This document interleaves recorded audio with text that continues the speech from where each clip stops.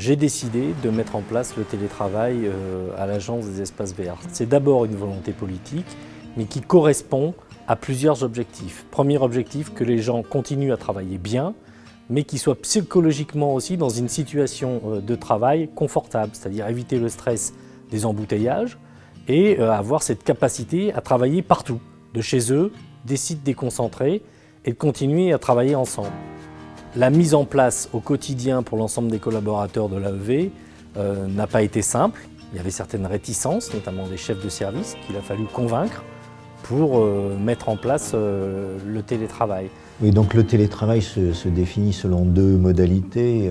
D'une part, des agents vont travailler sur les sites distants, puisqu'on est une agence qui a un siège et 6 sites dans différents départements de la Grande Couronne d'Île-de-France, ou plus majoritairement au domicile des agents. Il y avait 3 freins principaux au développement du télétravail à l'agence. D'abord, l'absence de cadre réglementaire dans la fonction publique territoriale qui nous a imposé de créer ces règles, parce que dans une organisation comme la nôtre, on a besoin de règles. Donc il a fallu inventer à travers la charte, le formulaire de demande, une règle de fonctionnement. Le deuxième frein, il est managérial.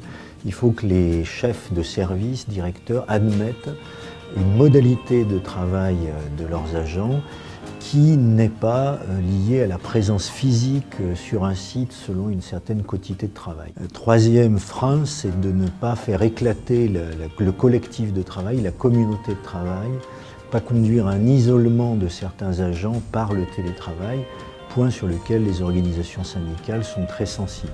Je pense que l'AEV a été un précurseur dans la mise en place du télétravail et qu'elle a un rôle d'accompagnateur dans l'amélioration des conditions de travail au quotidien. Donc clairement, le site de Marcoussis, je suis à 20 minutes en voiture. Ça me permet de travailler sans passer 2 heures ou 2 heures et demie pour aller à Pantin travailler. C'est un gain de temps. Donc si je voulais travailler avec vous depuis chez vous sur un dossier, je vous montre mon écran.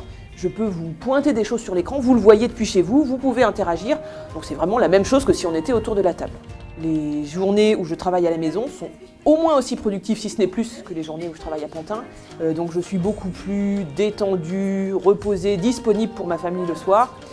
Et je peux vous dire que mes enfants voient la différence. Nous, ce que l'on a observé, c'est que l'activité générale de l'agence était accomplie et que les agents en télétravail étaient en meilleure situation de conjuguer leur vie personnelle et leur vie professionnelle. Je pense qu'une institution comme nous, à la Cité de l'Environnement, nous n'avons aucun intérêt à accroître, j'allais dire, l'effet, l'empreinte carbone d'augmentation des gaz à effet de serre en Île-de-France par notre propre activité. Donc après tout, là aussi, c'est conforme à notre mission et à notre vocation de mettre en place le télétravail.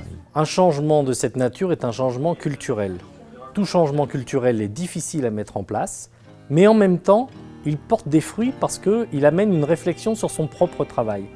On se remet en question sur ses missions, sur ses fonctions et sur le travailler bien ensemble.